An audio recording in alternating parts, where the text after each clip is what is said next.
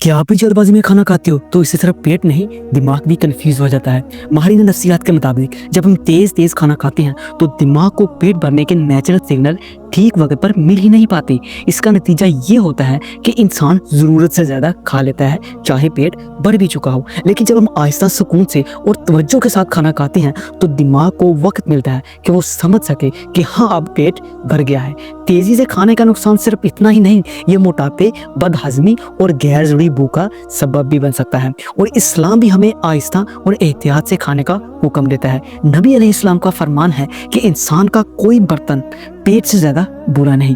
और ये भी सिखाया गया है कि पेट का एक हिस्सा खाने के लिए, एक पानी के लिए और एक सांस के लिए रखो, यानी ज़्यादा ना भरो ना जल्दबाजी करो। इस्लाम और साइंस दोनों ये कहते हैं कि हर निवाला अच्छी तरह चबाओ, सुकून से खाना खाओ और शुक्र के साथ खाओ, क्योंकि जब जिस्म और दिमाग के दरमियान बैलेंस होता है तभी सेहत भी होती है और बरकत भी।